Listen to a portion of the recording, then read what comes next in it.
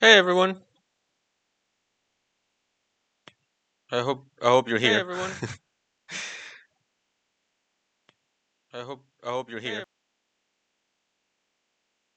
Um I can't access the chat for some reason.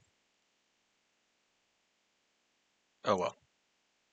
How is everyone? Oh hi, Magic Carols. Hi. Salamander. Heyo, how are you? First time you chat with us. Welcome to the stream. Thanks for following. Um yeah, how is everyone? How's the weekend? Today I'm streaming a little bit earlier than normal. Um cuz I have plans in the evening. Let me see if the chat populates. Hi, Sam, taking the mic from Discord. Oh, hey. So I love how the Discord is like feeding into, you know, um the Twitch. Originally the way we thought this out, we with um um Boulevard of Dreams. He has so many different aliases. When he designed the Discord was we're gonna go from the Twitch to the Discord. Like people are gonna join the Twitch and then gonna join the Discord. And it's been the other way around. Like most people are joining the Discord first, then noticing that there's a Twitch. So it's interesting to see how how community builds up and develops. It's a nice thing. Um, I think by now you must be used to the fact that there's usually an ad at the beginning. Again, I don't do this. um, um, but so this gives me some time to talk about the I don't know, the housekeeping stuff that we might need to talk about. The first thing that you will notice is that I've changed the category for this or Sunday streams. It used to be just chatting, but recently discovered that there's a thing called politics, a category called politics, and I think it just makes more sense because there's so many different just chatting channels out on Twitch, and so competing with them as a young, shiny, brand new channel is not. Um, oh, hey, Boulevard of Dreams, how are you? Missed you last time. Um, yeah, and so competing with just chatting channels is kind of insane. And they talk about the most random things possible. So I think classifying this as politics is more in line with what we're doing here. And there's less channels. I was surprised to see there's more DJing channels than politics channels on Twitch. Um, so it'll allow us to be found easier. Um, so yeah, that's good. Another thing on before you're gonna have an ad in like 30 seconds, but before that, another thing that I wanted to discuss in terms of housekeeping is what is coming up. And so right now, I think the big news that we are expecting is the ICC arrest warrants coming. There's been a lot of speculation about whether or not they will be issued on Monday. I am basing this on nothing other than gossip among people who know these things. But so there is, and some of you guys are going to go into an ad, so I won't say anything too important. Uh, um, Clearly, you got to start discussing international law while DJing. Yeah, um, yeah. My DJing skills are zero, negative. Actually, you do not want to see me dance. You do not want to see me DJing. Um, I I mean, I think my taste in music is good. I like a wide variety of stuff. I like from soundtracks and classical music to uh 90s pop to 80s music to pop punk to punk and a little metal. So um I'm okay, but dancing and DJing not my thing. Okay, so some of you will have gone um to a ad right now. Um So I hope it's something interesting. I hope it's like, there's a lot of ads going on because I also like watch other channels, right? Um, and one ad that's very popular right now, it's the what's this game? Space Marine 2, which is a Warhammer game. Yeah, thanks, Magic of Carols. I know. There's an ad. That's why I'm talking about Space Marines too. So hopefully you are in a good ad and you're watching something like the trailer for Space Marines, which looks amazing and looks just like something that I would like to try out. Um, Playing video games as someone who does human rights, like the ability to just walk towards people and squash them and discuss that as human rights stuff. That sounds like fun. Um, but yeah, so let me restate what I was saying until the rest of us like catch up to us. So at some point of next week. Oh hey, glad that you guys are back from the ad. I hope it was a good ad. Like as I was saying while you were in the ad, I hope it was a Space Marines 2. I really want to buy it. It comes out tomorrow. This stream is not sponsored by by Space Marines 2. But I am a Warhammer um I guess fan. Yeah, so the big news that's coming up, and everyone should be back by now, is the arrest warrants. And there's a lot of speculation about them coming out on Monday, and we actually don't know if they will or not. I am um I don't know. I don't have any special information about this.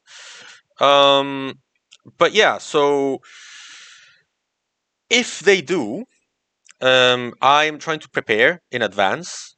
Um, and I'm also like experimenting with Streamlabs, OBS, and stuff like that. So I am trying new things, and so I'm working on. I don't have any like I. The entire budget that I had for this stream went on the emojis, on the emotes.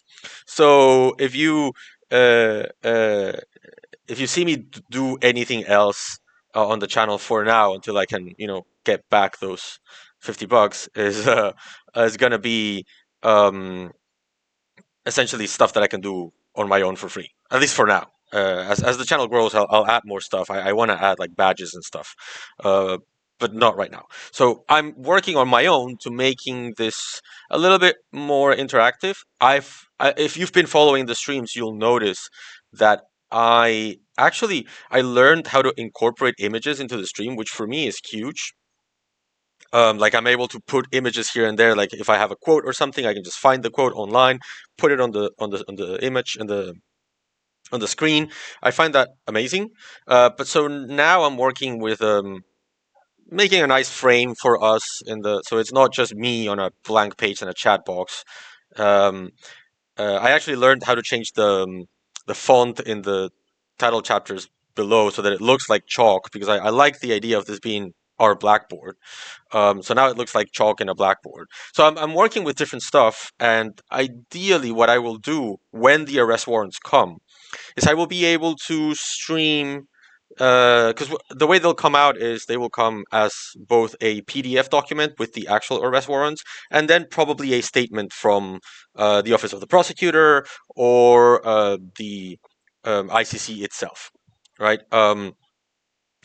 And so what I want to be able to do is project that statement into the screen so that you can see it, and go like one by one, like issue by issue, um, in on the screen, and sort of like translate what I usually do on Twitter, which is like write a long thread explaining stuff. Translate that experience to a more interactive, more visual medium, like this channel. So I will just put it here and I'll play and pause, explain, play and pause, explain, and then we can just have a conversation. After I do that, then yeah, I will maybe think about um, a thread on Twitter or something like that. But I think I want the main thing to be something a lot more interactive that what Twitter allows. Um, so yeah, I hopefully this is something that is improves the experience in the stream. I am slowly learning. I have some exposure to technology from my days as a nerd in the 1990s, but technology surpassed me now that I am at 38. So yeah, I'm trying little by little. Salamander says, and like the news about the warrant application, it'll happen in the middle of the day job and make it super hard for me to follow the news. Well, I have a very busy Monday. So if they do come out on Monday, I will probably have to do the stream either late at night for London or sometime on Tuesday. Um, because yeah, it's a very busy day for me as well. We'll see how it goes. I mean, uh, worst case scenario, yeah, we do a little bit of a later stream, which I guess will work better for our Brazilian and American friends because I know we have a few of them here. I don't know if right now, but if there's any like Americans or Brazilians, let me know. It's anyone on the Western Hemisphere. Um, but I know that the earlier I stream, the worse it is for them. Oh, hi, Cheese Thief. How are you? Tuesday's perfect for me personally. I have the day off. Well, you know that in the UK, the government is exploring the possibility of instituting a voluntary 4-day work week. So you would be able to request to your employer that you want to work instead of working 8 hours a day, that you can work 10 hours a day for 4 days and have an extra rest day on Friday and make all Fridays a holiday for you. And like this is something that it would be a right, so the employer would not be able to refuse it. So it's an interesting thing, talking about like extra free days. Yeah, I'm glad you have the day off. I actually don't on Tuesday. I also have some meetings and stuff, but it'll be fine. Um, 4-day week, Japan could never. Yeah, well, I think Japanese work ethics are completely different from what is what the mindset is in the West. I think Latin America would also consider that like probably a communist thing and object almost on principle. But I mean, studies show that it helps productivity, and I mean, to be honest, for me, burnout is a thing. I spend most of my work reading long, complicated, essays, dissertations, writing articles. Brain gets tired, man. And so, yeah, if we can like organize that better so that we can have a more continuous rest day or rest period, I'm all in favor. I mean, I think it would be great. I don't know if they'll do it because it's kind of like a brave thing to do. But hey, if they do it, that would be awesome. Um, yeah, okay. So that's one thing of the housekeeping rules. I I also wanted to let you guys know that we are closing in on 100 members on our Discord, which is awesome and amazing, and I'm really blown away. So thank you for being there and for participating there and for talking there. I really love to see the community take a life of its own. Um, so I think it's a. I'm very excited. So if you can like tell people about it and tell people about the channel, about the Twitch channel, that would be amazing. That would really help me out. Um, so that we can continue to grow as a community of people interested in international law, right? Um, Salamander says, I prefer the idea of an overall reduced hours week instead of compressed hours. 10 hours a day sounds hellish. Yeah, fair enough. But like at the same time, it's what they can deliver at the moment. So one thing at a time, I guess. Also, it really depends on your work because not everyone works on a job that requires you to actually like punch a card for 10 hours. It's a little bit more flexible than that, particularly in Europe. So who knows? Um, Academics mostly don't punch cards to like match the exact hours per day or anything like that. So we'll see what happens.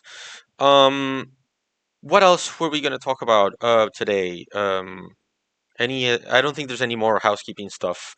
Um, oh yeah, so the other thing is, I liked the format of last the last time I did a Sunday stream, which was like sort of like an ask me anything, whatever you want. So a bunch of you gave me very good suggestions for stuff to speak about today, like specific questions. So I'm going to start with those. But if you have any questions of yourself that you just thought about right now, let me know and we can talk about that.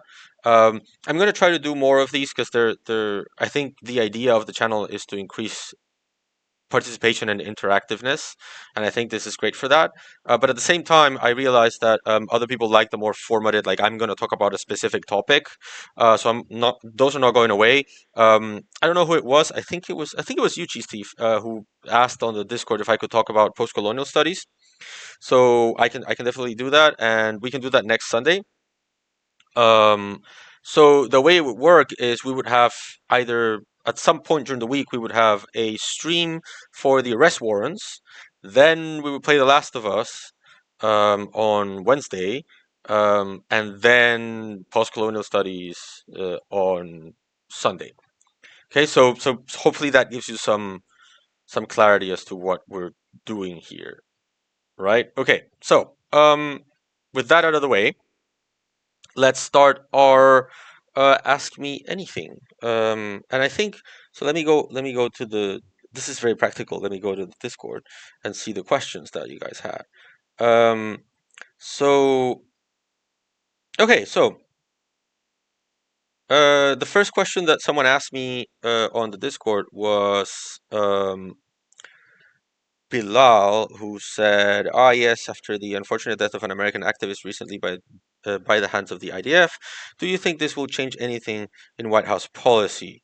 Uh, so yeah, as you know, oh yeah, it was Rosova. Thanks for that. As you know, um, recently, yet another American activist was killed by the IDF um, in the West Bank. Um, Before her, Rachel Corrie was killed by a bulldozer as she tried to prevent the demolition of a Palestinian home. Um, and of course, Shireen Abu Akleh, journalist from Al Jazeera, was killed by an IDF sniper, also American, even though um, Israel initially denied having killed her and actually blamed the Palestinian militias in the area that were not in the area, and so eventually they admitted that they did it. And then during her funeral, armed police in riot gear tried to get the people that were carrying her coffin to drop the coffin on the ground, which is incredibly insulting. And now we have this another American who was shot by the IDF. So when you see that in context, when you see that like as this history of Israel and what happens when it kills Americans, what usually happens is the United States requests for an investigation. Um, Israel carries a sham investigation or a very mild investigation that concludes that, oh, it was a tragic mistake, but no illegal act was discovered, and then nothing happens. Right. So this is what traditionally happens. So I'm not expecting anything to change on the part of the United States. Um, Chief Steve says, R.I.P. Rachel. She would have loved how many people support a free Palestine. Yeah, I mean this was way back. I don't know what year this was, but I think the size of the pro-Palestine movement um, has grown so much since then. Brian Avery also says Salamander, who was shot in the face in Jenin in 2003, but survived with disfigurement. Yeah, I mean, there's more than that. Like, there's a good number, but those three that I mentioned are the three most famous, of course. But yeah, it is a relatively big number of Americans shot and or killed by the IDF. Um, and again, of course, it reveals a practice of little concern for the lives of civilians, both in the West Bank and in Gaza, right? I mean, I think at this point, if you are still arguing that Israel has enormous concern over the lives of civilians, then you either have not been paying attention or you don't want to pay attention. Um, and again, like for me, as someone who comes from Peru, a country that has committed a lot of war crimes, a lot of genocides, and a lot of crimes against humanity, I really don't understand this notion of, but we need to be the good guys. I don't think Peru was the good guy in every single moment of its history. I don't think Israel has been towards the Palestinians particularly good either. I think it's many of the things that they are doing, I can only explain through hatred. Um, and I think it should lead everyone in Israel to think about the kind of society and the kind of like social environment that they want to produce and live in. which is something that as Peruvians we had to do in 2003 with the Truth Commission report, and we have been dealing with the aftermath of that ever since. So yeah, I don't expect much to change, because to change it, you would need to change how people understand world order as a whole, right, and nationalism as a whole. And I was actually talking about this in the context of, I don't know if you've seen this, but Owen Jones has been getting a lot of heat on Twitter because he said that he did not support Bashar al-Assad, and because he considers him a murderer and a war criminal, and a description that is perfectly reasonable. Like, it's what I think as well. I think if you start shooting your own citizens, then you are um, a war criminal and or committing gross human rights violations, right? And I do not support you in your efforts to do that. Um, and he's getting a lot of heat because of that, because since Assad is sort of like in a positioned strategically as part of this like anti-Western axis, he's often confused as someone who would work for a more just world order. And I was discussing this online, and I think that view of world order is completely wrong. I think that this idea that you need to cheer for those that go for your quote unquote team, and criticize those that are against your team, no matter what they do, is the wrong way to approach international relations. Like, I don't think you should do international relations based on who your team is, who you want to win or lose. Like, if the West is the bad guy, then anyone who's anti-West is the good guy. That only gets you, trying to justify Maduro in Venezuela or Assad in Syria, or like a bunch of like people who commit horrible crimes and human rights violations. And on the contrary, I think the real enemy here, the enemy that I want to destroy, is oppression, right? And yes, that often carries a Western face, but not exclusively. And if we're gonna produce a more just outcome for the world, then I think the main thing that we need to remember is that what is wrong, what generates these kinds of abuses, is this mistaken idea, and we've discussed this in the past, that state interest is more important than self-determination and or human rights, right? So I don't care about national interest as a justification for killing the defenseless. I don't care that it is not justified. I don't care how much your state needs it. And this applies to everyone. Like, if there was a lot of discussion on the internet about Ukraine using, I think it's called theramide. It's a very horrible weapon that basically throws molten lava on top of like Russian soldiers. Um, and there's a very limited series of circumstances where you can use this weapon. Um, and I was saying, if Ukraine stops using this material to like destroy trenches in the front lines, as horrible as using a weapon like that is, I mean, this is the problem with war, right? Once we have war, we accept that the objective is to kill the enemy. But if you stop if Ukraine were to stop using theramite like that and would start deploying that against civilians, like say using white phosphorus, like Israel has done in Palestine, then I would not support that. And even though I think that in the Ukrainian-Russian war, Russia is the aggressor and committing war crimes, if Ukraine commits a war crime, then I will say you're committing war crimes, right? So my loyalty is to uh, to human rights, to self-determination, to uh, standing up for those who can't and who are oppressed by someone who has more power.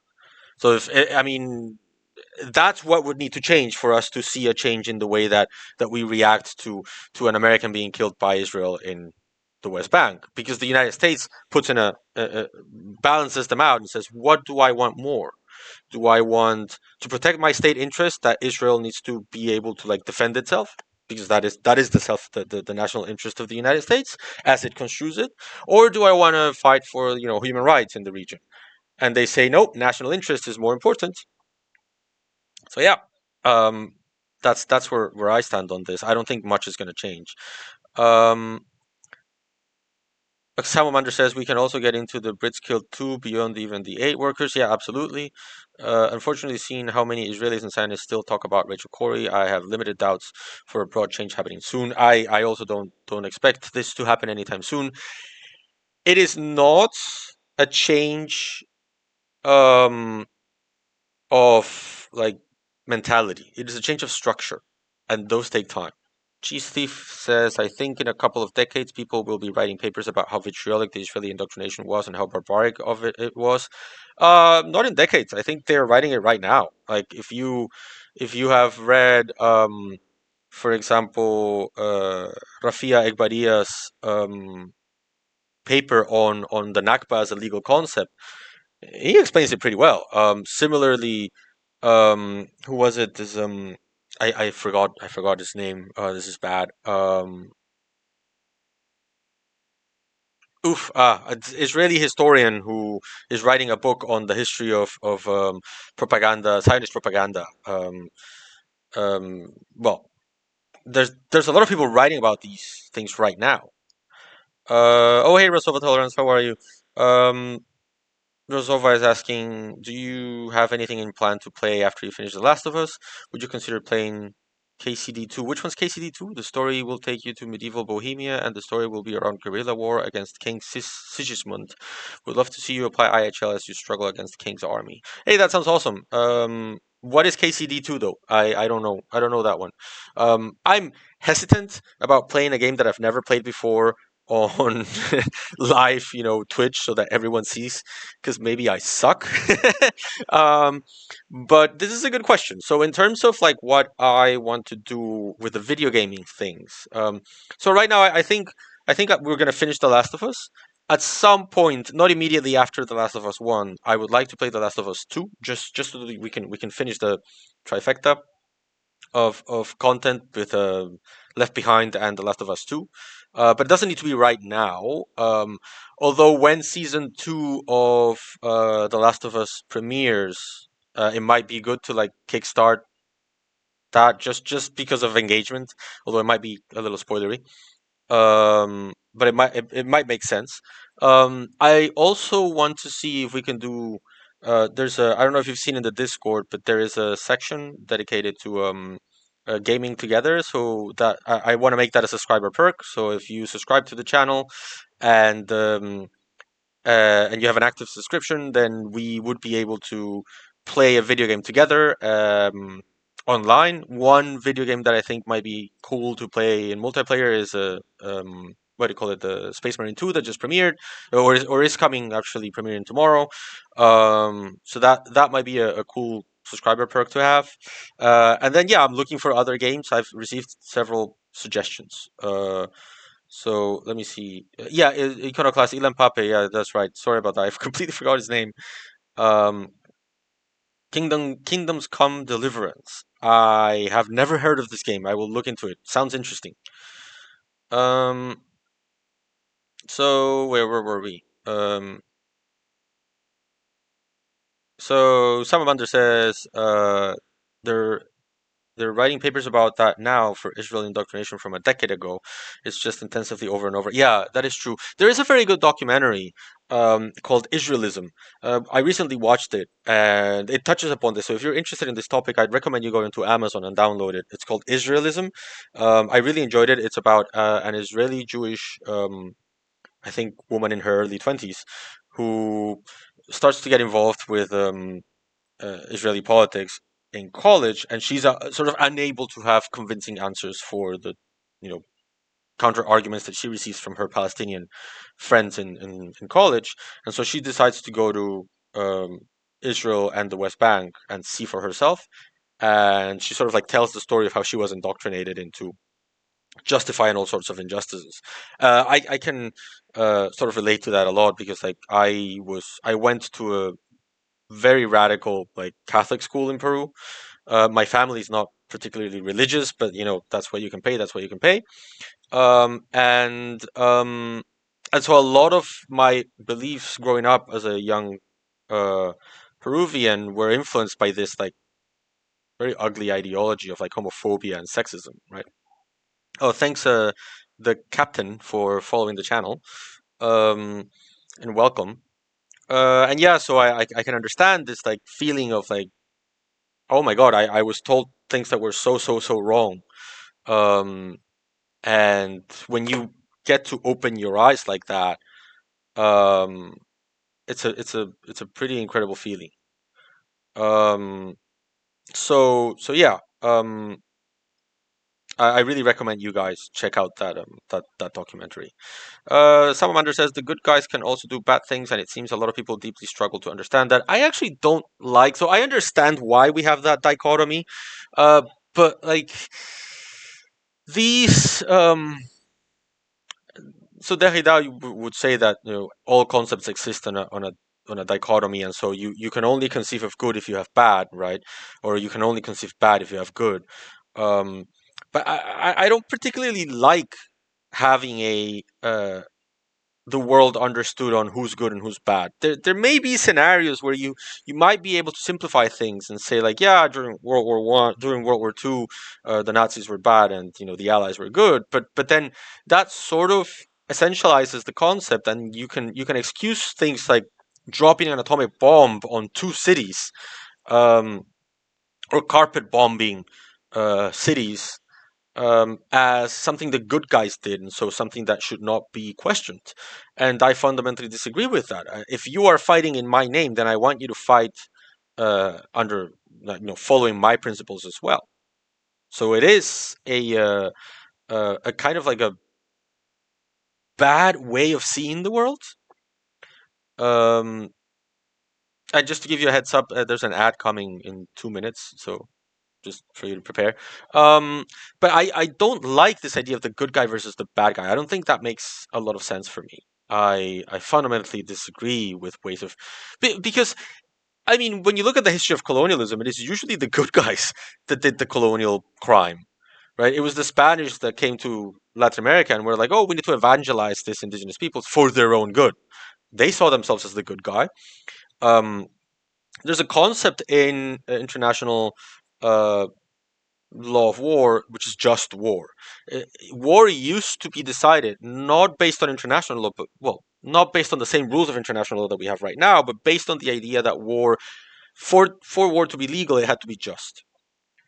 And that was a very silly system because everyone thinks that their war is just. Like, just look at Hamas and Israel right now. Hamas thinks that October 7th was just, and I fundamentally disagree that that is a any kind of like legitimate um, anti-colonial action. It advances nothing in terms of anti-colonialism. It was like as a strategy and in terms of humanity, it was terrible.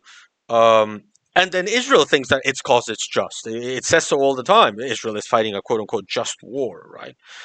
So yeah, uh, it's a bad way of understanding the world to just simplify everything on good guys and bad guys. But World War II and its simplified good versus bad dynamic has sort of become pervasive, and we now want all wars to be as simple as World War II. And I don't think World War II was simple, right? So just because you can say the Nazis were monsters and they had to be stopped, that doesn't mean that everything that the Allies did was justified during World War II. Um, especially like Churchill and everything did also a lot of um, bad things in India. Like a lot of people starved because Churchill prioritized British life over Indian life. So I think you need to be able to call that out. Um, And when you're looking for who's the good guy and who's the bad guy, all of a sudden you can also conclude, no, no, then like Churchill was the bad guy, and therefore like what happened. I don't know if you saw this interview between Tucker Carlson and this Nazi historian, um, and he was saying, no, Churchill was the bad guy, and it's yeah, because you're seeing things based on this like dynamic of good versus bad. You need to find your bad guy. He didn't want to criticize the Nazis, right? It's all messed up. I don't like those like divisions of good and bad. Um, Salamander says, true, very true. AHA more so the good guy from whichever personal political perspective you more so the good guy from whichever political perspective you take. Yeah, exactly. Um, Oh, hi, Iconoclast. I hadn't seen your hello. Um, KCD is way too long of a game. You'd probably finish it in 6 months.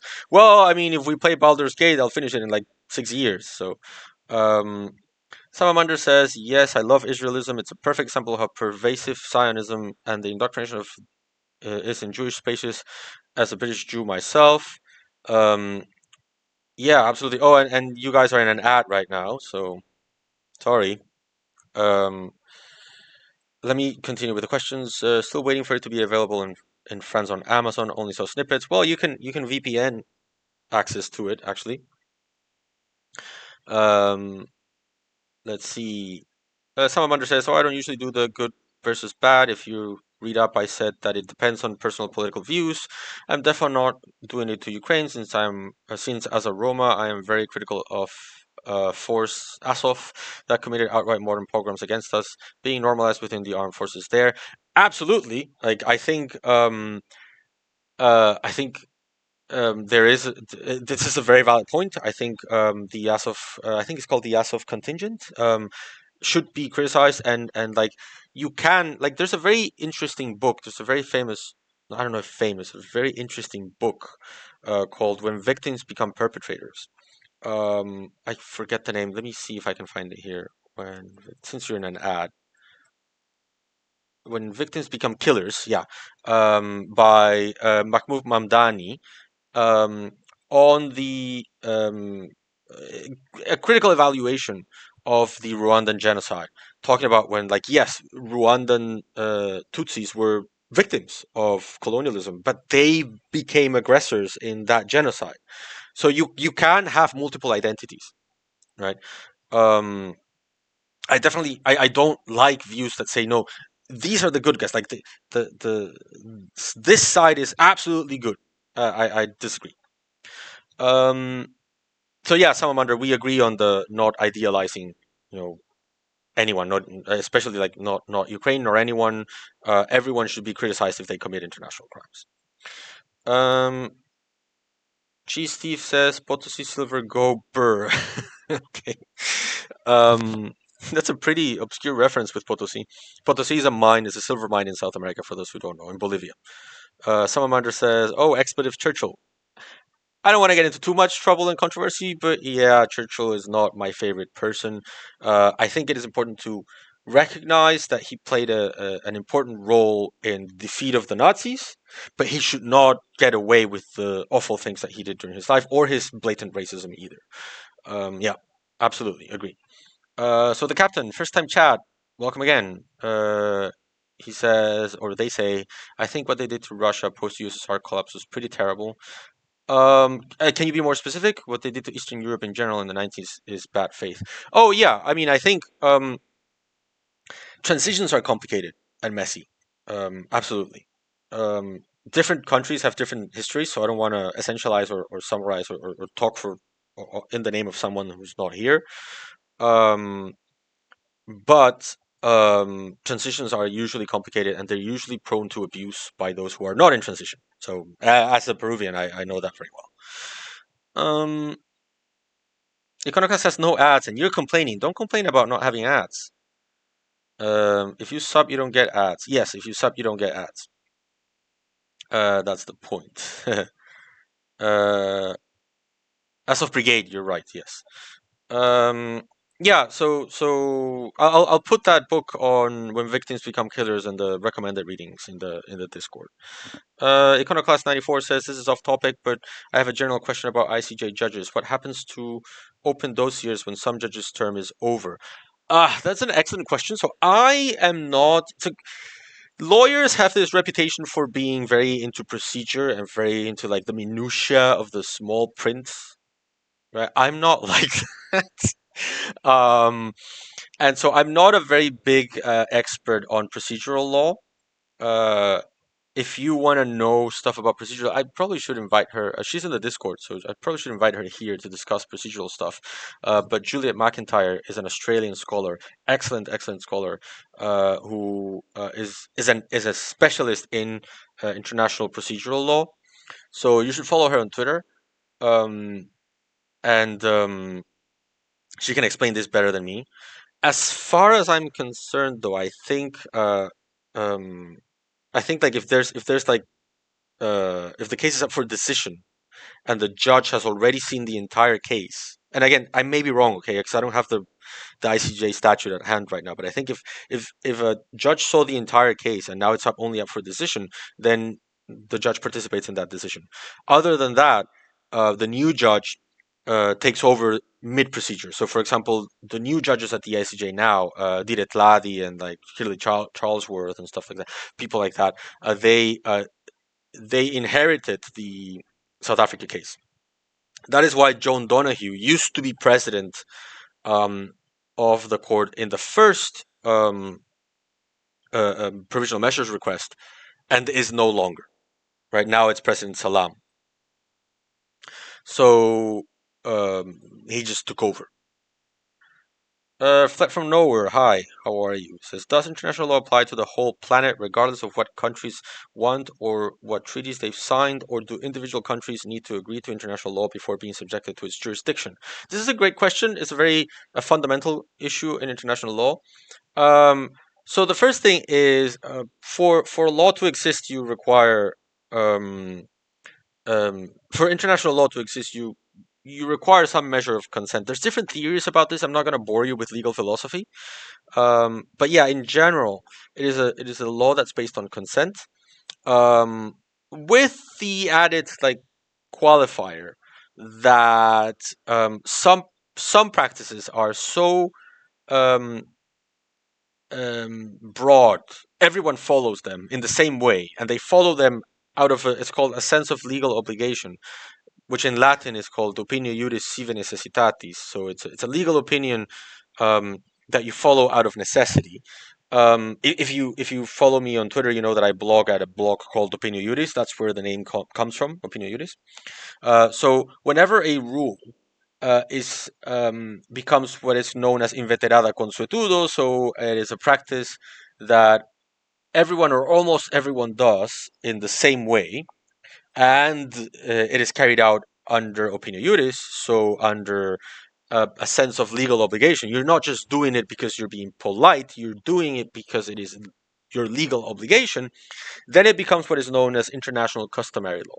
And as international customary law, it becomes um, binding on all states. So, for example, when two ships pass each other in the high seas, it is considered polite to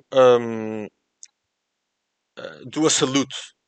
The two bridges just go up to the bridge, and all the sailors, they salute each other.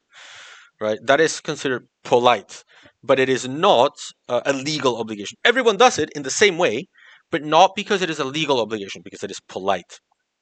Right, so I think it is important to distinguish those. Right, so if you um, a customary law right now, I can't think of a customary law right now, but like generally, if someone does the same thing over and over again, um, you end up uh, with a binding rule whenever you comply it, not because it is polite, but because it is your legal obligation. And that is applicable to all states unless the particular state has been able to prove that it is what is known as a persistent objector. So if you consistently say, this is not customary law, okay, even though everyone is doing it, this is not customary law, when it becomes customary law, you can claim the status of persistent objector. But if you were silent while the custom was being crystallized, then you don't get to object. You will be bound by um, the custom. So yes, on the one hand, you do need consent based on treaties, but on the other, you also sometimes don't because of customary law. There's also something called principles of international law. Those are also not based on consent because they're almost like of universal application within international law. So, for example, the good faith principle. You need to act under international law. You need to act in good faith. Um, that's not necessarily a rule based on custom. That is a principle. It applies in principle, and we all understand that that is how the rules work, right? Flight from Nowhere says, "I like philosophy. I like philosophy too." But I'm trying to keep things like one thing that I don't want to do in this channel is overcomplicate things. It is not it's not like it's not nice for everyone. Not everyone can. I don't want to start talking in Latin a lot and stuff like that. I want to talk in simple terms. Well, hopefully that answers your question, Fled from Nowhere. Uh, Let me see. The captain says Russia and even under Putin reached its hand out for collaboration. The White House and the neocons within wanted none of that. A lot of the actors of that time, even up until now, by background are either Polish, Baltic, or other ex-USSR folks, and vile in terms of their attitudes towards Russia and its people. Look, I am not an expert in the end of the Cold War. My specialization within the Cold War ends in like what Latin America was doing during the time in terms of international law, and how you know the Cold War intersects with the period of decolonization. So I don't have sufficient information to like um, engage with what you're saying. But if anyone does, by all means, um, have a chat or um, you can continue the conversation on Discord. Um, this is out of my area of expertise, unfortunately. So I really want to make sure that since I am acting in this channel as an academic, I want to be able to talk about things that are within my realm of expertise.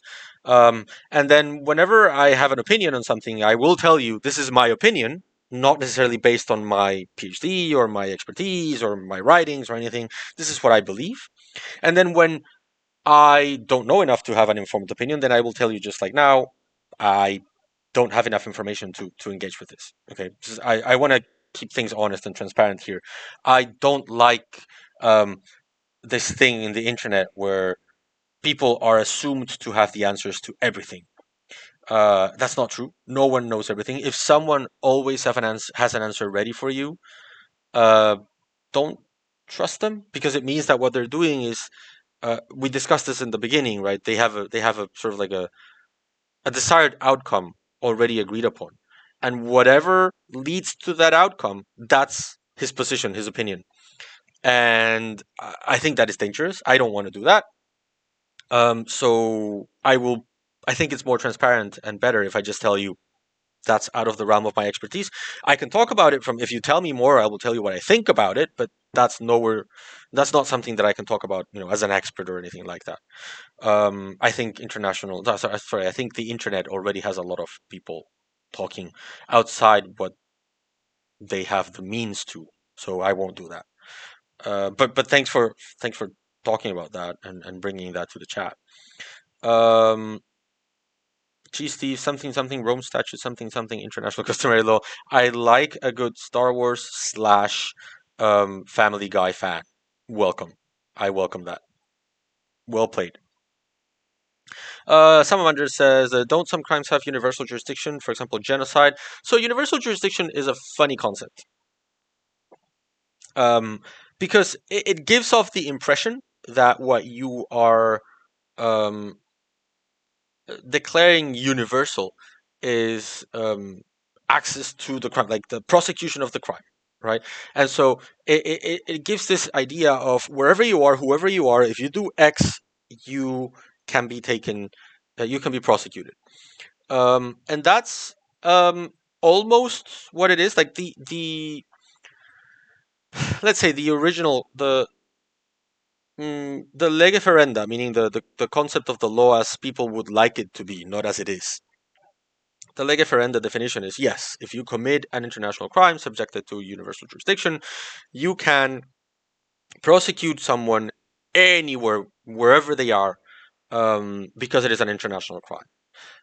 That is, you can prosecute them outside the realm of the usual bounds for basis for jurisdiction. So, in the basis for criminal jurisdiction are essentially territoriality. So, was the crime committed in your territory? If it was committed in your territory, then therefore you have jurisdiction.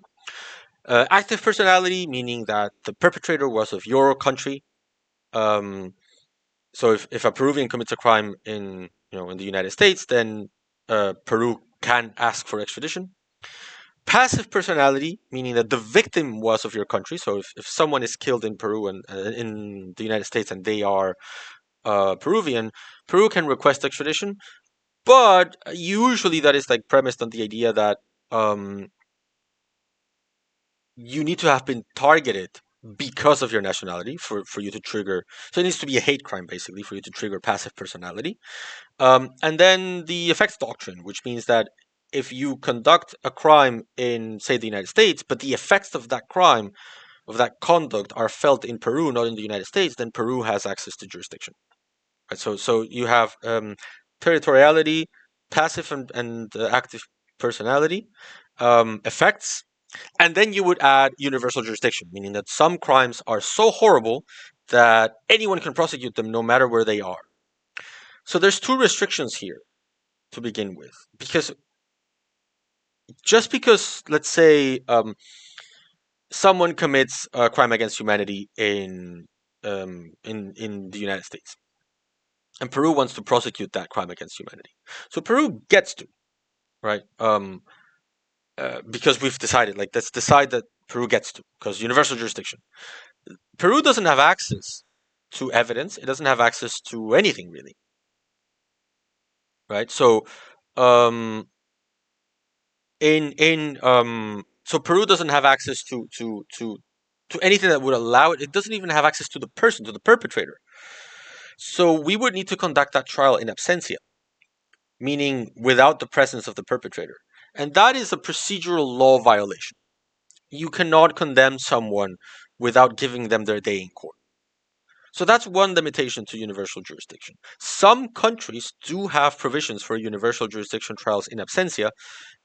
I just think that violates human rights. I don't think the ends justify those means. So I'm against trials in absentia. Right now, for example, there is an effort by Western countries, um, because Ukraine wants to prosecute Putin's aggression, at the ICC. Western powers don't want Putin to be prosecuted for aggression in the ICC, because to make that happen, they would need to um, change the rules for the prosecution of aggression at the ICC, lowering the barriers that they themselves put in there so that more people can be prosecuted for aggression in the ICC. Um, and that would expose them, Western powers, to themselves being prosecuted for aggression at the ICC. Right? So they don't want to. And because of this, they are trying different ways to prosecute Putin in other fora. One popular one is to create a new tribunal for aggression in Ukraine. And this tribunal already is kind of like not ideal, right? Because in Spanish we would say it's a tribunal with a name of its own, with a name on its own, right? It's designed to prosecute just Putin. So rules should be general in their application, not have someone's name stamped on them. But the worst thing is you cannot get control over Putin. So some are advocating for a trial in absentia for Putin, and I just think that is not the right way to go. Right, so that would violate Putin's procedural rights. And as much as I don't like Putin. I don't think he's a um, if you sit me down in a table with him, we probably would disagree within 2 minutes. I still think if you're going to prosecute someone for aggression, then you need to comply with the procedural rules and the rule of law. So that's one limitation on the universal jurisdiction regulation. Like, you should not, at least for me, prosecute people in absentia. And of course, this is my position based on my research, but it is not the only position out there. Some people do believe that you can have trials in absentia, and I just disagree. You guys need to make your own minds about this. But then the other problem is, because of this problem of not having access to evidence or access to anything really. Um, Usually, treaties tend to say that there needs to be a minimum of contact points for you to exercise universal jurisdiction. So, for example, the Geneva Conventions, they have provisions on what is often referred to as "quote unquote" universal jurisdiction. They're often described as um, rules for uh, prosecuting anyone who has ever committed a war crime.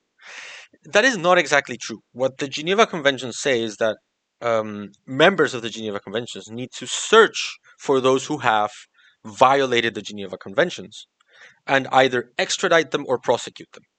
Right? That's the rule.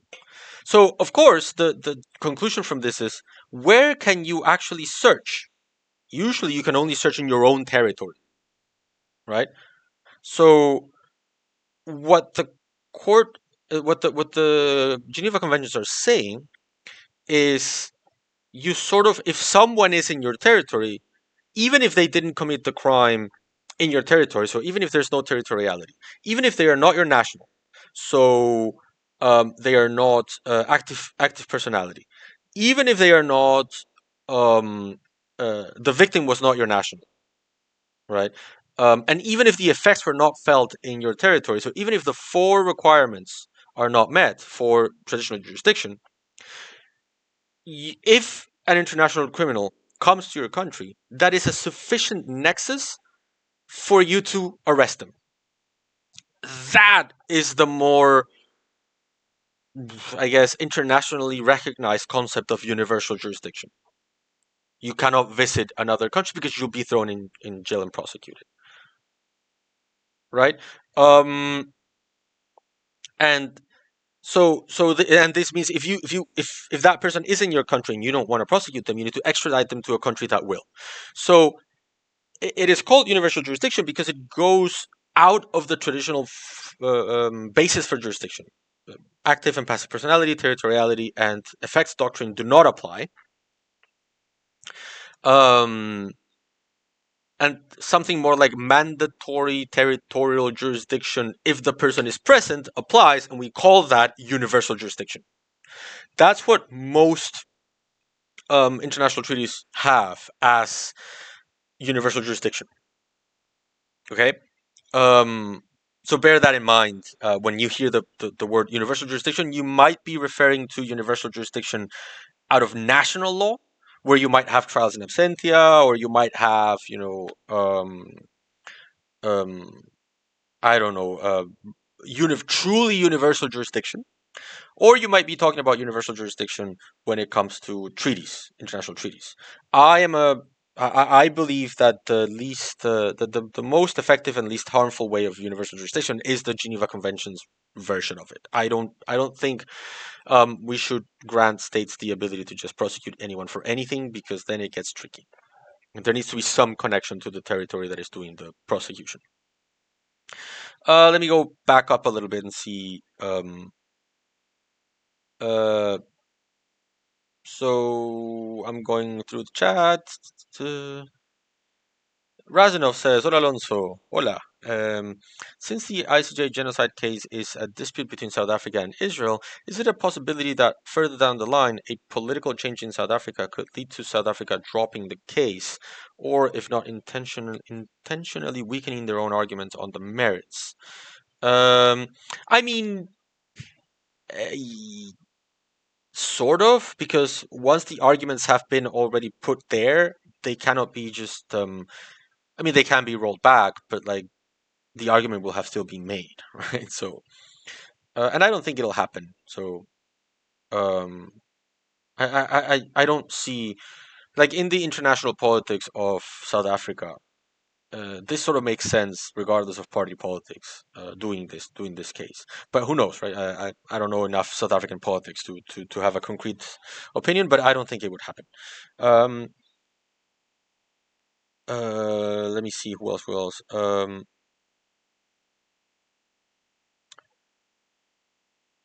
Mm, Someone asked me if I know an expert in maritime law. The captain said that. Do you, by chance, know an expert in maritime law? I do know one of the, I guess, what I would call one of the foremost experts in maritime law, Douglas Guilfoyle. He's an Australian professor, extremely qualified, extremely brilliant. You should follow him on Twitter.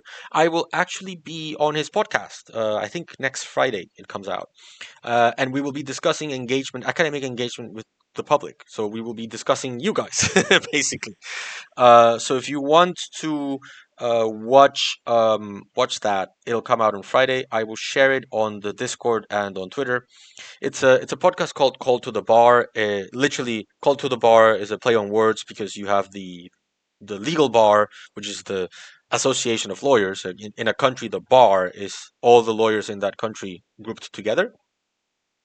And you can also have the meaning of called to the bar, as in the bar with drinks, because the whole point of that is like uh, getting a bunch of academics on a Zoom call with drinks, and they can talk about a specific topic while drinking. That's the premise of the podcast.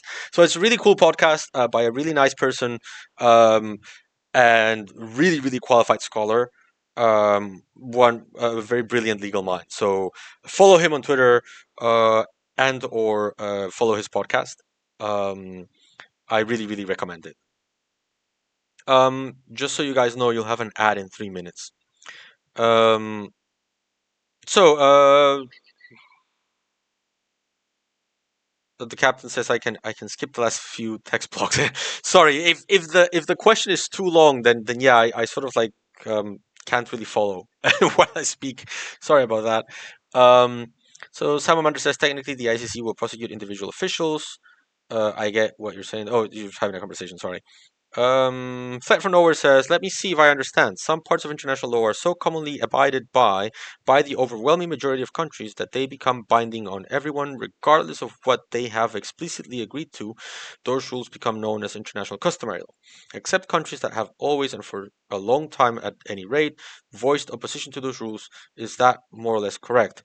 Yes, that is more or less correct. So I would put it like this. Um, you. A international custom is binding on all of those that follow the custom. So there are some customs that are of global application, and there are some customs that are not of global application. They are just regional. So, for example, in Latin America, for a long time before we agreed on a treaty to like crystallize that custom into an actual document, there was customary law in Latin America that said that we recognized a thing called diplomatic asylum. What is diplomatic asylum? Well, if you followed the Julian Assange case, you'll remember that he took refuge in the Ecuadorian embassy in London. Right. So, under international law, technically, you're not allowed to do that. Refugee status, asylum, is something that happens in your territory, not in your embassies, because you don't want a bunch of like asylum seekers flooding the embassy of the UK everywhere in the world so that they can claim asylum in the UK from, um, from the um, from abroad. But in Latin America, where we have a tradition of revolutions and coups d'états, and like the idea of the dissident is very, I guess, extended throughout the continent, the region. We do have the ability for someone to claim asylum at an embassy, and we call that diplomatic asylum. It is usually based on political crimes, so rebellion, revolution. Um, if someone is being persecuted criminally, like for committing a political crime, meaning for staging a revolution, they are allowed to take refuge in a diplomatic seat, be granted asylum, and then the host states, in the Assange case, the UK, for example, would be obligated to grant safe conduct so that you can, in that case, like Ecuador would be allowed to transfer Assange to Ecuador, right? That is how it works only exclusively in Latin America. It doesn't work like that anywhere else. So the UK was not bound by the rules of diplomatic asylum. So it was not bound to give Assange safe conduct to go to um um to Ecuador. Sorry, I got a notification here. Um the ad got auto snoozed, so I guess you're I guess the AI and Twitch thought that diplomatic asylum was super interesting and engaging and snoozed the ad. So the UK was not bound by this diplomatic asylum rule, and so didn't need to comply with it. Whereas um, Ecuador expected the UK to grant Assange safe conduct because for Ecuador there is such a rule, right? So different there's different levels of customary law. Some are bilateral customs applied between two countries. So for example, if you have a sea a border between two countries, you don't have a treaty, but you have always behaved as if this invisible line was the border in the ocean. Then that becomes the border, and it's a bilateral custom. Or it can be a regional custom, or it can be a global custom. I hope that's clear, Flight from Nowhere. The captain says, oh, this is the maritime law thing. Sorry. Cheese thief. I always get PTSD when maritime law is mentioned to me because I had an entire class talking about maritime security, and the entire time we were just citing UNCLOS. UNCLOS being the United Nations Convention on the Law of the Sea. I'm not an expert on maritime law. There's a difference in international law between maritime law and the law of the sea.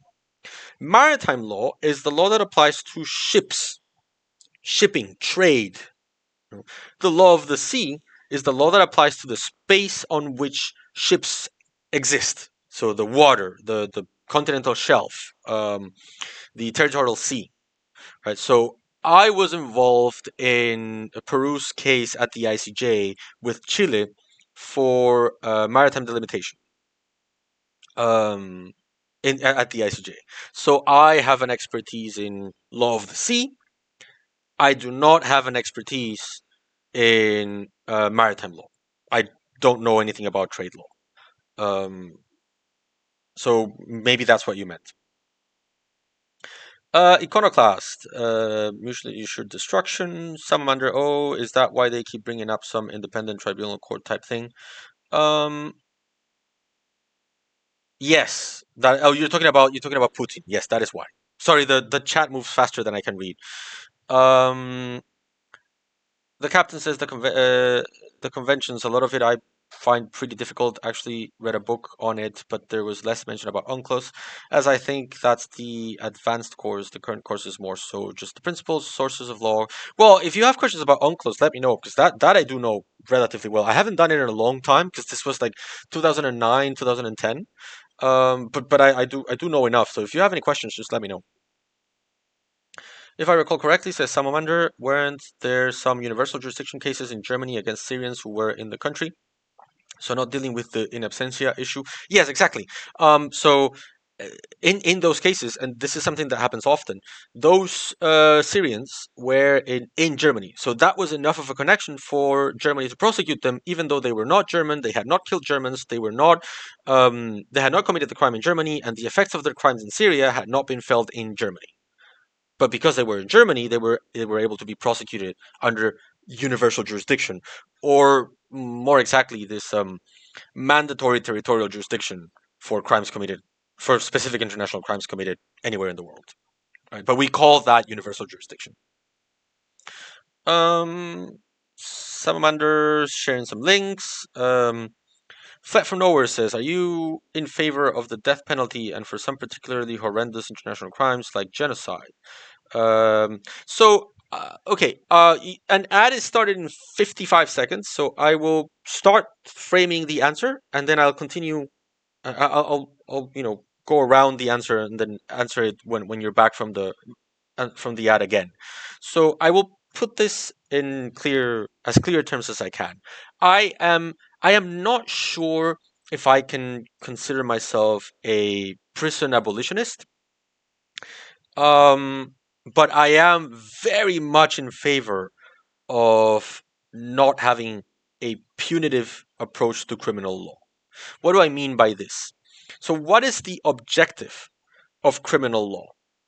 Right? Is the objective of criminal law to punish people that we hate, or is it to allow for the reinsertion of criminals into society, or is it to restore the damage caused by those who were in jail? Right? I don't think it should be um, to punish, because I think that creates the whole structure of criminal law that we have today, where essentially prisons become master's degree in criminality. You send a teenager there for possession of marijuana, and they end up leaving the jail with connections with a criminal gang, and then they cannot be employed anywhere because they have a criminal record, and so they get in touch with the gang, and yeah, you make things worse. So I don't think punishment should be the main objective of prisons. I think it should be either the resocialization of inmates or the restoration of harm. Right. And if those two are your objectives for criminal law, then the death sentence makes no sense. And some of you have gone to an ad, so I'll be mindful of that when I'm answering. I know you're in an ad. Um, okay, so if if your objective is um to to address the cause of the crime in such a way that the person who committed the crime is not um um gonna be, you know, gonna go back into society and have no other way other than uh to commit a crime again. I think the term is recidivize. I'm not entirely sure.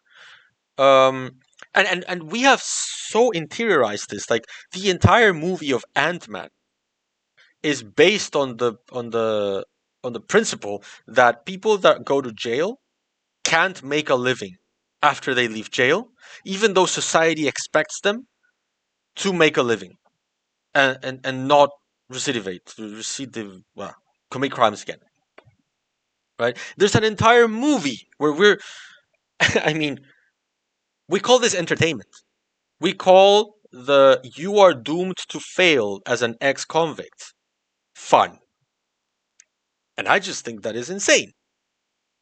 Right? So if your objective, and I'm people are now back from the ad, so I'm gonna rephrase what I said. If your objective for criminal law is to avoid people committing more crimes and being able to reinsert themselves in society, or uh, or heal the harm that they caused, and not necessarily create a horrible set of conditions for you to punish them for their crimes, then the death penalty makes no sense. And this is before we get into the moral discussions of should the government kill people, or can the government determine in every single case that the person that they're killing is innocent? On both accounts, no. The state cannot be sure that every single person it kills is innocent, and no, it doesn't have the moral right to kill people. I don't, at least not to me. But from a policy perspective, it also doesn't make sense. So I am very much against the death penalty. I am not against reserving prison sentences for particularly heinous acts. Like, I'm Peruvian. I think the people who carried out the terrorist attacks of the Shining Path and the war criminals and criminals against humanity that fought back against them in the army, I think they should be set aside from society in some way. Um, Almost as if to protect humanity and try to like um, um change the way they see the world, I guess. I don't know, but like I'm not against prison sentences. I'm not against long prison sentences even for some of these like massive crimes.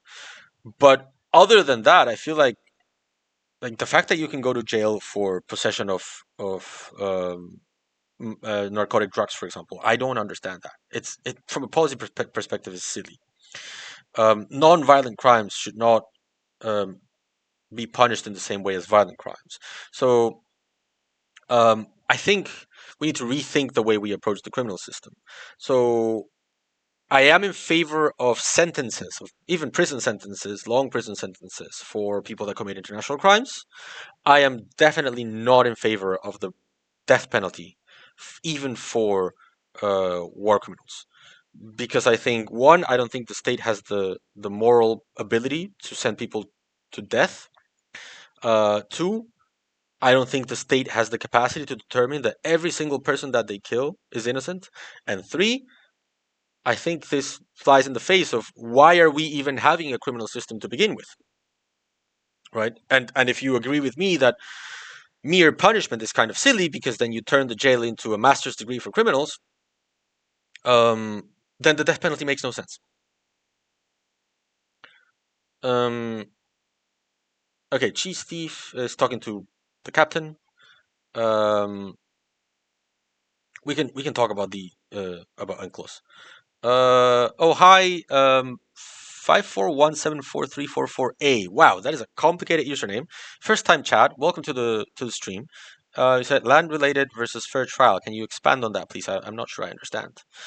Cheese Thief says, "Oh, before I move on, someone asked on the Discord. Let me see who it was. Um,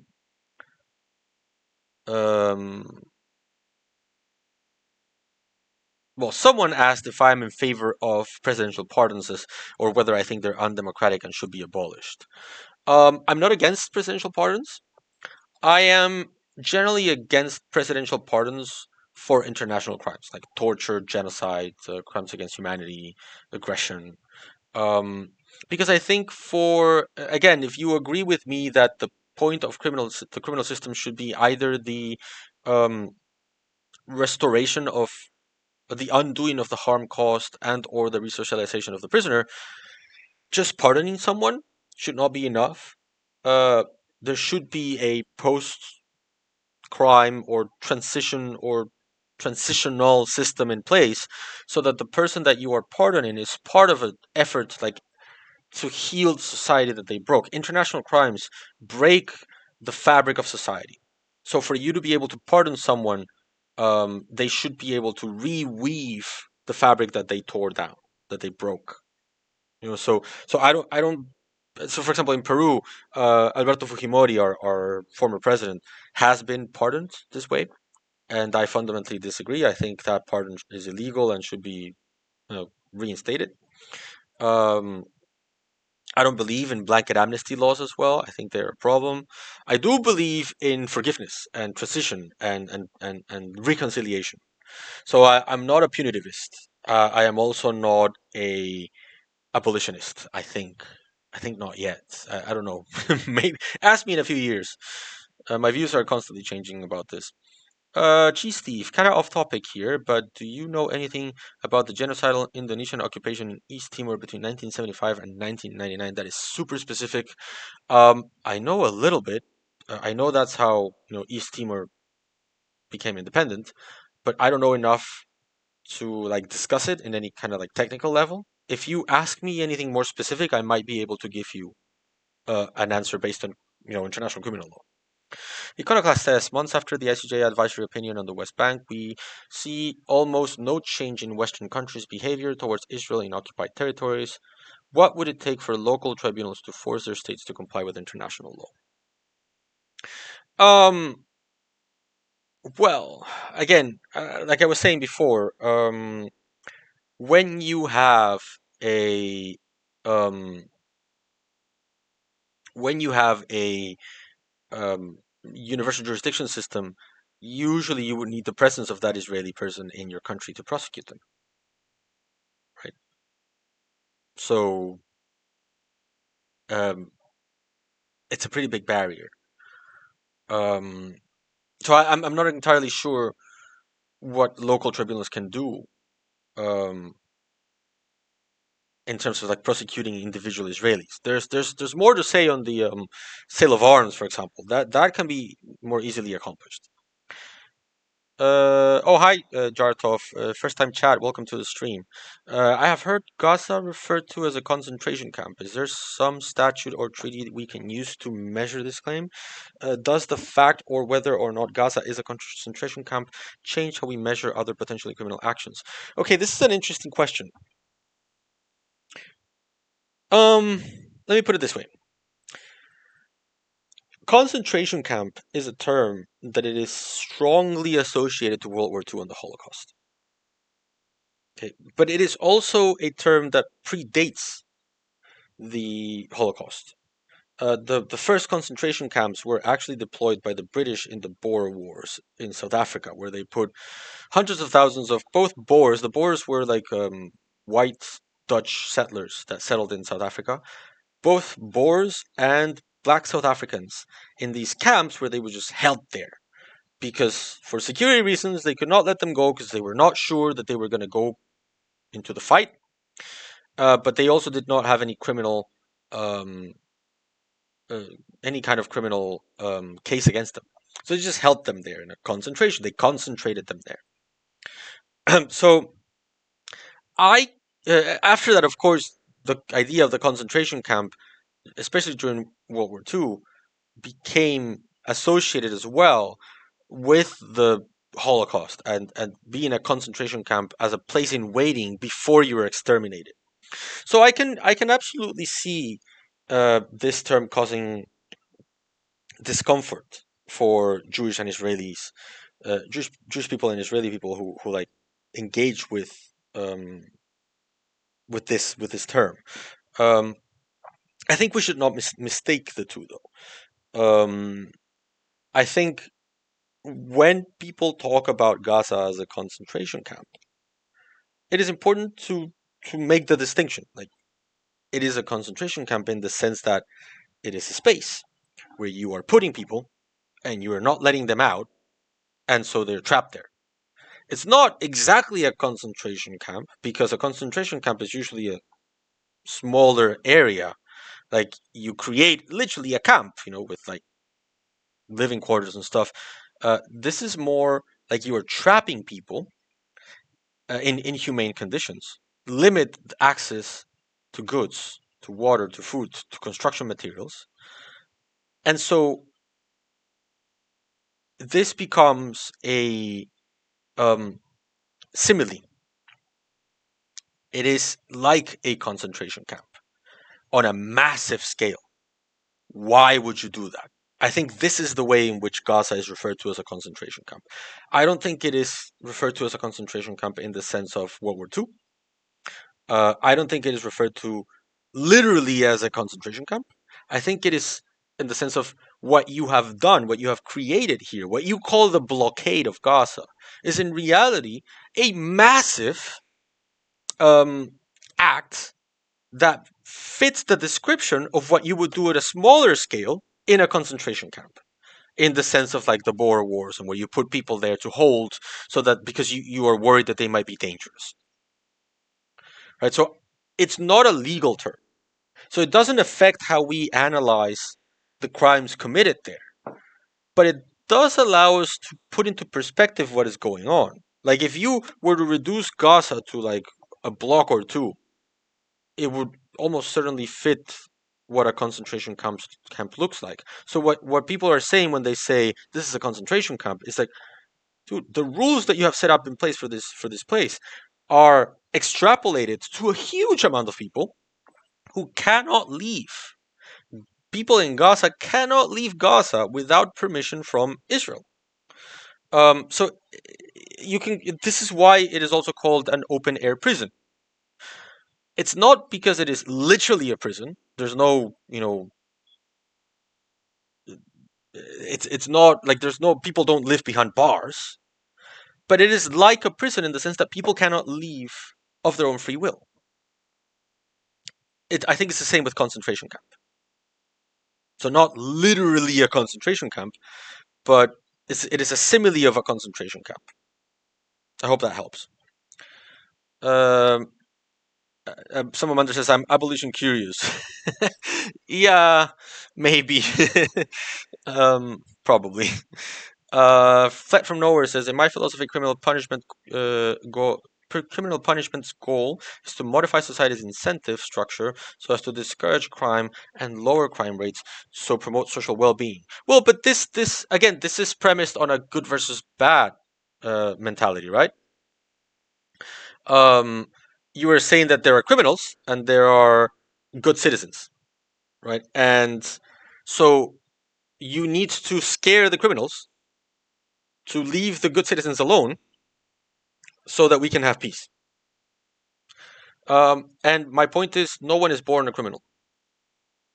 People are not born criminal. There are social factors that lead people to crime. If you want to modify society's incentive structure, then don't scare people by telling them, if you get caught, you will go to jail.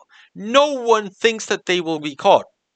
And if someone is already committing crimes, they've already done that calculation. They've already done the calculation of like, yeah, it's worth the risk. And it doesn't really matter how much you increase the penalties. There will always be people who are in such a situation as to say, what else can I do? So if you want to modify society's incentive structures, don't go after the consequences of the symptom of the disease, the fact that there are criminals. Go after the causes. Why are people turning to crime? And how can we address those so that they don't need to go into crime? So, for example, one very important factor in Peru about that explains why people go into crime is because there's no safety net for single mothers. Peru is a society like most Latin societies, or at least most South American societies, where a lot of men abandon their families. And this leaves um, young women as single mothers who need to work to maintain that child. And in Peru, one easy way for young women to work is to become full time maids, working for some rich house or upper middle class house, um, cleaning the house and like cooking and stuff, and they work there for you know the whole week. They have one rest day a week, right? So what happens to that kid? They are taken care of by neighbors or maybe an aunt, and I mean everyone has problems at this level of precarity, so there's not a lot of support for this child growing up. So they end up living oftentimes in the street. Um, and then they get someone they live in a society where if they become at risk, they cannot go to the cops because the cops are corrupt. They cannot, if they get sick, they cannot go to the hospital because the hospital is underfunded, so they need money. If they need education, they cannot use a public education because the school is really bad. They need money to go to private school, right? So they're screwed without the government. No government help, and so they need money. So of course they turn to whoever offers money. Usually, for someone who didn't get a good education because public education sucks, they turn to crime. So if you want to have less criminals, address that, right? Do um, campaigns to avoid men abandoning their children, or for family planning, or have social safety nets, or like invest in public education, or invest in security, or like I don't know. That will be a lot better than increasing sanctions, increasing how much can you go to jail. Um, Flip from Nowhere says if I'm okay with lifelong prison sentences for very serious crimes. Yes. So, for example, I think Abimael Guzman, the leader of the Shining Path in Peru, deserved a life sentence. So the question for me would be more like without parole, and that's where I disagree. I don't think there should be life sentences without parole. Cheese Steve says, my one take is that people shouldn't be jailed for blasphemy. Oh, absolutely. It is so ridiculous and such an obscure and harmless crime that I don't believe criticizing a religion should warrant you going to jail. Hate crime, sure, but that's under completely different parameters and it's entirely different. Yeah, I absolutely agree. I don't believe in blasphemy, or even like in Western societies, insulting a king. I don't think that should land you in jail. Fled from nowhere. Wasn't Fujimori a dictator and not a president? Yeah, yeah. I mean, he was a president, in the sense that he was elected president, and the title that he used was president. But in practice, yeah, he was a dictator. There's a lot of discussion about whether someone is an autocrat or a dictator.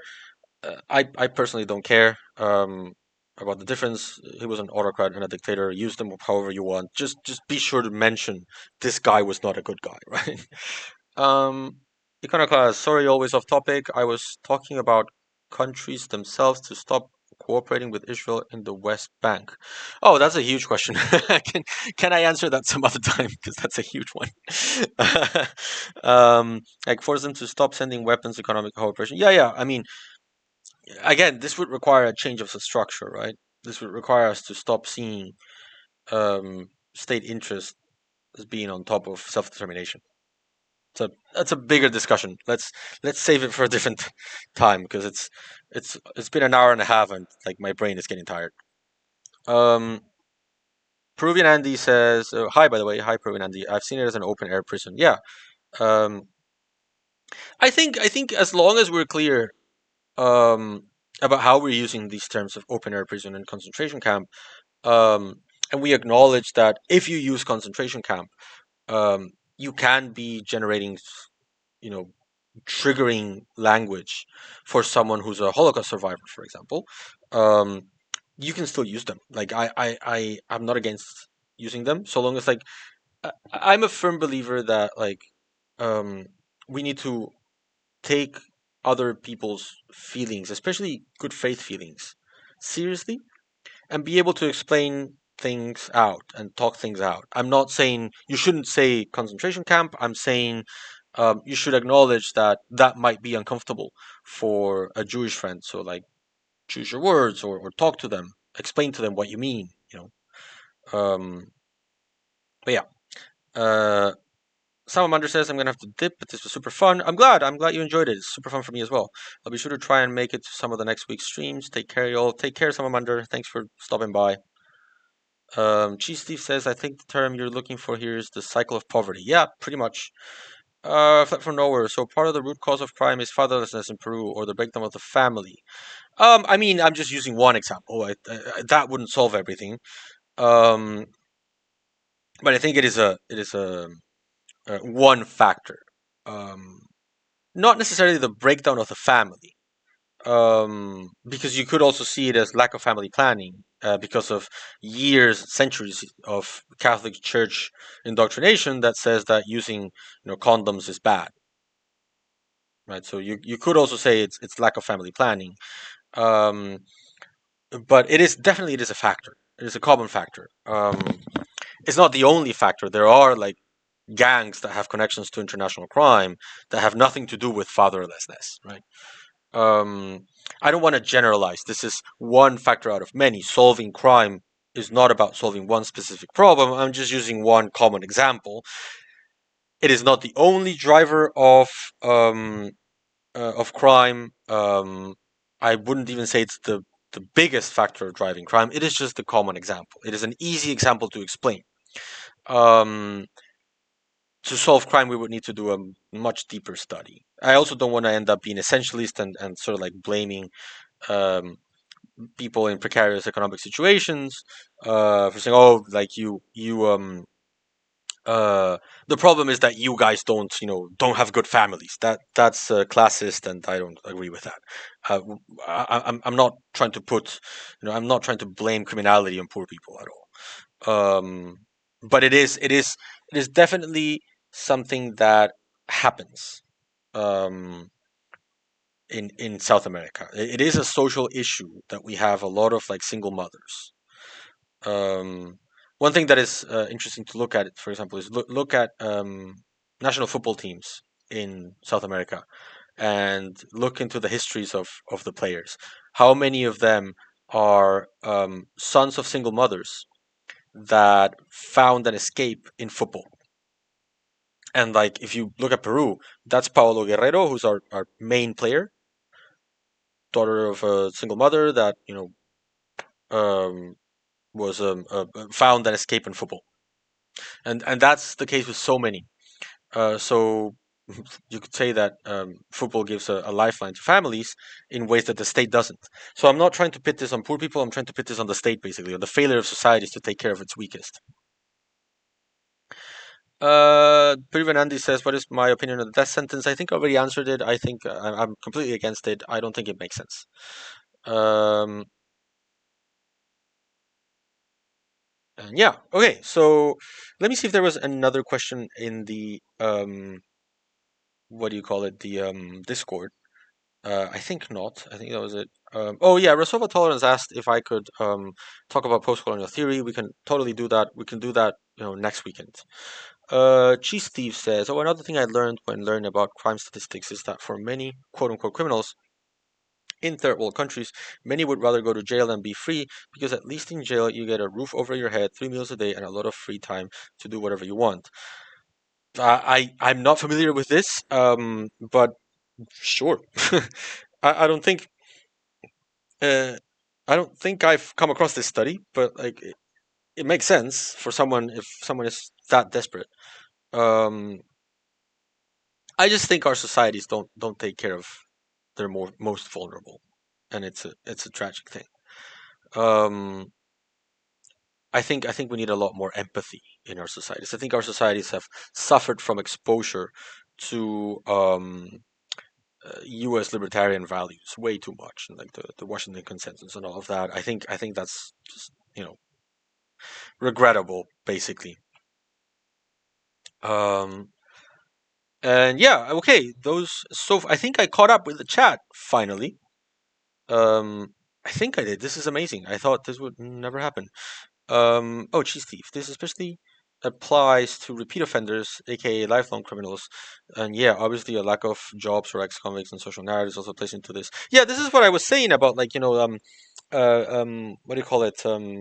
Ant-Man, the movie, right? This is an entire Marvel movie about how it is impossible for ex-convicts to make a living. And we find it entertaining and fun. It's literally a movie. I hope some time will come when we will see this movie as aging poorly because it is about this. It is about the failure of the state to provide for its vulnerable population of ex convicts. I happen to live in a country where if you ever go to jail, you lose your right to vote, which I find unconscionable. I mean, you should be able to vote from jail because you are part of society. You're just, you know, in punishment. And ideally, some point in the future, it will stop being about punishment, right? Um, yeah, I think we should target the causes, not the consequences of crime. Okay, guys. Does anyone else have any other questions? We've almost reached 2 hours now, so this was a longer stream. It's an hour and 40 minutes so far. Um, I don't see any questions. Yeah. Let me see the Discord. Maybe there's something on the Discord. Nope. Okay. Oh, sorry, Cheesy. Does Peru have a national remission system, like for instance in Indonesia, where every year during Independence Day, everyone in jail gets free remission of a month-ish, I think. As in, you get less sentence? No, we don't. We have prison benefits, like for example, for good behavior or stuff like that. One criminal system that is pretty bonkers to me, like very interesting but pretty bonkers, is Brazil. In Brazil, non-violent criminals can actually leave jail after they've served a specific amount of time. They can leave jail overnight and sleep somewhere else. Or sorry, no, they can leave jail during the day as long as they sleep in the jail. It's kind of like a unique system in Brazil. Does law depend crucially on morality, moral considerations? This is a huge question.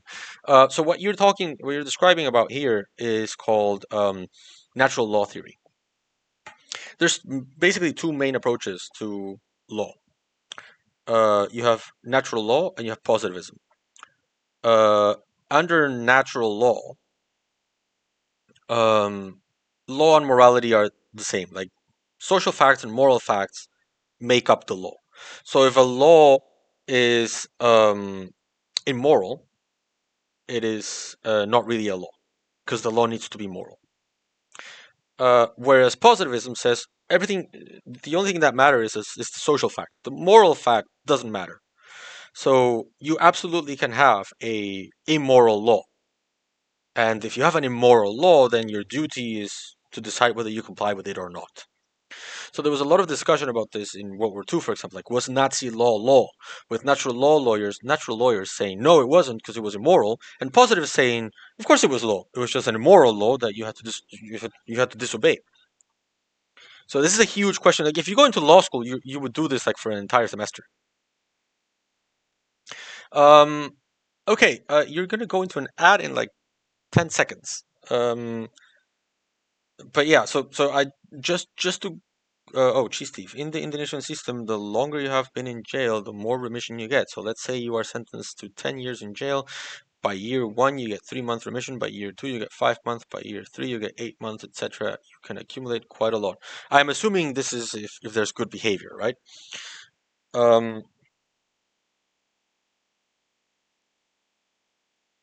because like otherwise, then just sentence differently, right?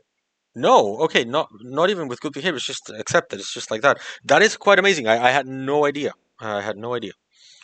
Um, yeah. No, we do not have that. um, okay. So you guys are gonna go into an ad soon. Okay, you're in an ad now. Um,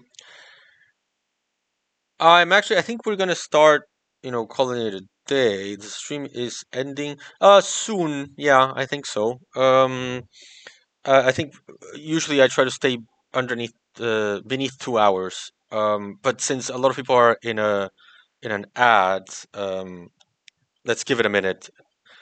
Uh, yeah, more or less 20 minutes should do it. Magic of Carols. Um, I mean, unless there's no questions or anything like that. In that case, we're fine. Um, but yeah, 15, 20 minutes should do it.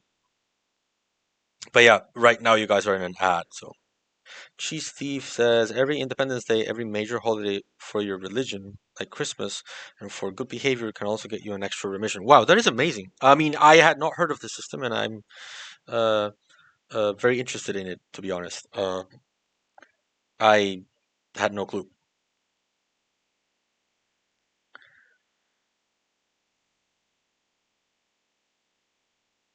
Yeah, okay, so people are in an ad right now, and that way my throat can rest.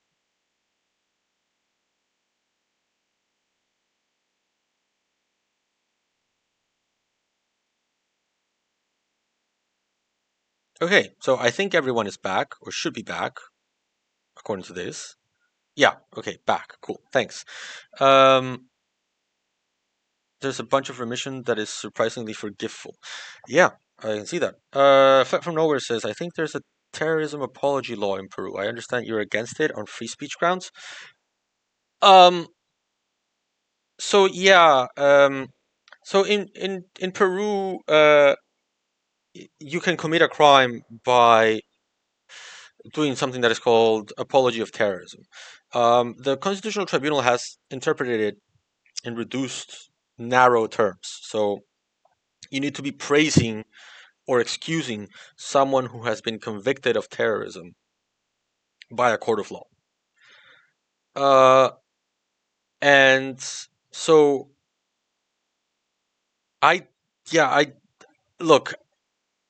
I don't think that we should be prosecuting non-violent opinions. Like if you're not calling for someone to specifically be killed or something like that, then I would not prosecute it because of the risk of misuse.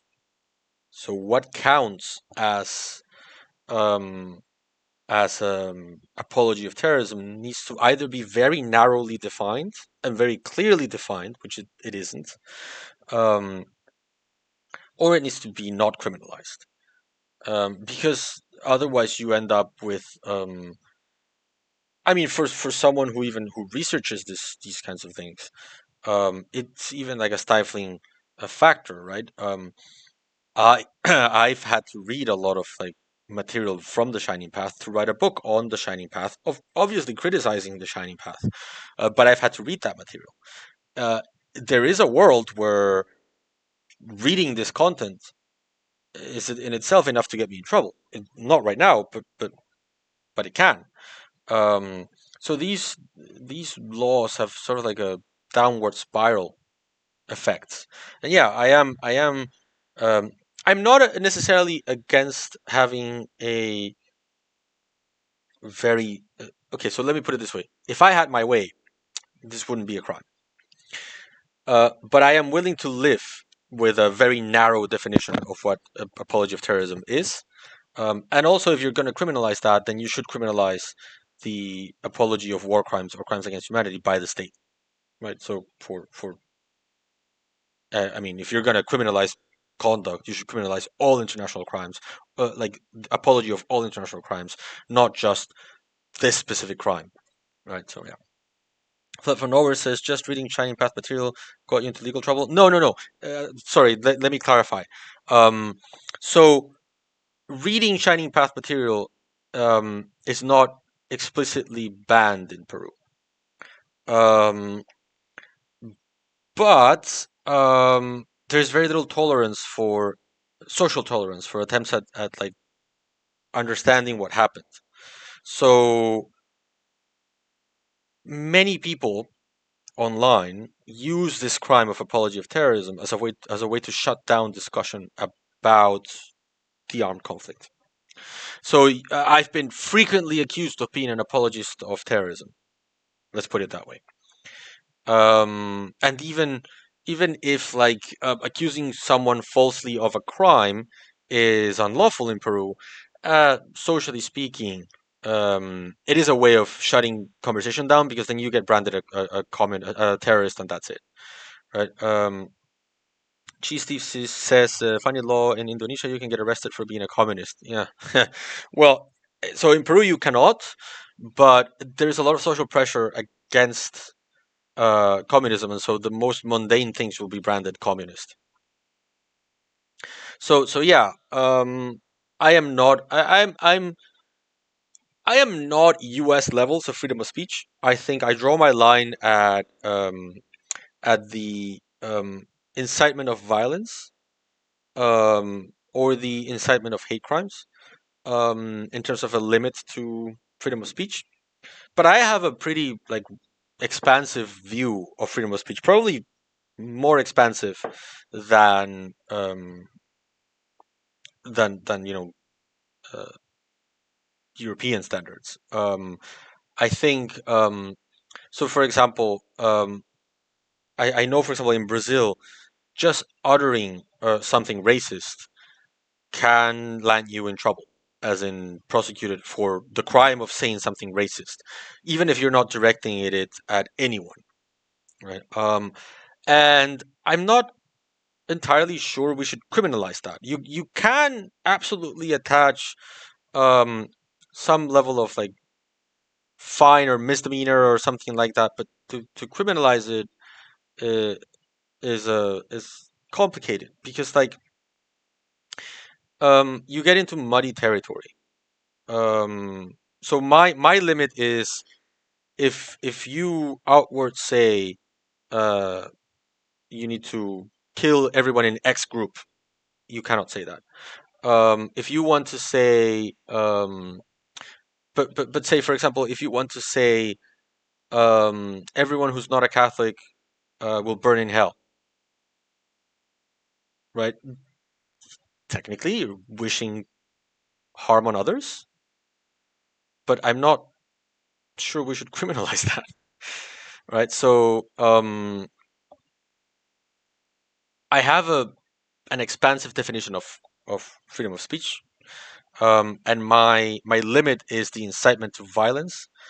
So even if you say something horrible, sometimes you sort of like say something horrible, um, and that should not be criminalized, even if it should definitely be, socially sanctioned and everything. My limit would be violence. That from nowhere says maybe the Peruvian authorities meant to criminalize something like incitement to terrorism in an analogous way to incitement to violence or incitement to hate crimes. So if you advocate for terrorism as a valid means of political expression, that's different. That I agree with. If you say we should kill civilians, right? That is illegal for me. You cannot say that.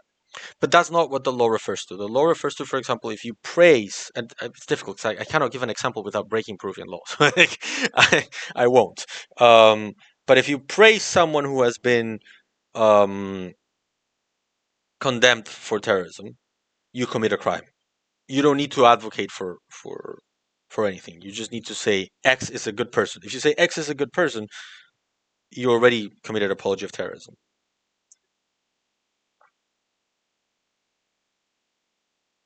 Yeah. Um. Okay, hold on. Cheese thief. What's your opinion on protests that turn violent? Do you think states have the right to put those down using violence? So, okay, I am very much normally against the use of state violence. Um, I do believe that the state needs to resort to proportionate violence sometimes to control violent protests to like maintain people safe. Um, but I think so. For example, in Peru, we recently had violent protests in 2023, the beginning of the year, um, where people were very fed up with the way things were working. So our current president staged a coup. The coup failed. He was impeached. He was removed, and a lot of people that related to this president because he was an indigenous Peruvian. Um, and they felt this is the first time that we have someone that represents us in the government and they're getting rid of him. They went onto the streets and protested, essentially for saying we can't get a break. Like, I don't care if this guy was trying to stage a coup. How many white guys have staged coups in the past and they stayed in power, right? So why is it that when the indigenous person commits it, um, uh, he's impeached? And I want to be clear, I don't agree with this. I think if you try to commit a coup, you should be impeached, and that impeachment was well made and good. But a lot of people were angry, and I think justifiably angry in a country that really doesn't listen to them, based on racial hierarchies that exist in the country. So um, they turned to the streets, and because they were so frustrated with the system, um, some of the protests started doing some violent things, like minor things, like nothing too violent. Um, but um, the government reacted to that in a completely disproportionate way.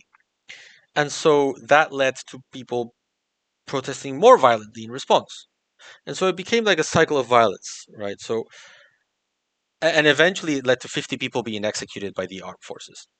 Because, of course, the Peruvian government unleashed the army on its own citizens. I don't, um, of course, I don't agree with that. And um, I think while there is a need to control certain, yeah, I mean, so what happened is, um, in the course of the protests, um, the police were using live ammo, and so let me give you an example. Uh, the police started beating up protesters, and there was a guy in a doctor who saw someone in the middle of the street hurt. So he dragged him to his porch and started taking care of him. And some police guy shot that guy. Why? I don't know. Just shot that guy. And he died. The doctor died. Then in another case, there were people that were violently trying to enter the airport in a city. Okay, so they were trying to go into the airport and stop people from traveling to that city as a way of hurting the government. And the army was successful in preventing that, and people fled. And when people fled to the streets, the army went and chased them. And as they were chasing them, many soldiers had live ammo, and they started shooting at the people who were leaving the area under the argument that they were trying to take over the airport and therefore that was terrorism because airports violence equal terrorism. And so a lot of people died in shady circumstances. In some cases, there were people that were bystanders and they got shot by a loose bullet. So my position on this is usually violence begets violence. So usually, when a protest gets very violent, it's because there was a response from a violent government. So I think the government should be very wary. The government should be there to protect people, not to punish people that they believe don't have the right to protest. Right. So yeah, that would be my position. So we refer to these people as executed because they were shot in the streets amidst chaos with no reason. So it was an arbitrary execution. Um, so Iconoclast says, I find the legitimate violence to be just an excuse to repress some people only. Yeah, I agree. In France, the state used to send police and special forces to violently repress leftists. Some were violent, but most of them were not. And yeah, I agree with this, absolutely. How should the Vedic law concept of karma be properly applied to international relations with India? Oh, hi, Misanek007. First time chat. Welcome to the chat. I actually don't know about Vedic law. So if you wanna, we have a Discord group. So if you wanna join the Discord, someone can share like an invite to the Discord group in the chat. That'd be great. If you can join the Discord group, we can chat about that more in more detail, and you can explain to me what this means. And we can have a longer conversation there. Razanov says the problem with apology crimes is that um, you can point to the material of something like the Shining Path, and you're bound to find something that is simply true. These movements don't just live in opposite land where everything they believe is true, in fact, a lie. Um, for legal reasons, I will not answer this question. um, but let's say, yeah, I think that unrelated, using another example, yes, this is the problem with apology laws. They tend to become more and more um, expansive with time, and so you end up prosecuting people that are not actually trying to be apologetic of terrorism. First time chat by Gamer JM. Welcome to the stream. Um, Trump plans to cut the cost of a new home in half by slashing regulations so young people can buy a home again. We could ban real estate profiteering and create jobs by investing in public housing, but no, let's just make it so that no homes are safe to live in by 2050. Uh, I'm not sure I'm following, and I'm not an economist, so I maybe bring it to the Discord and we can chat there. Um,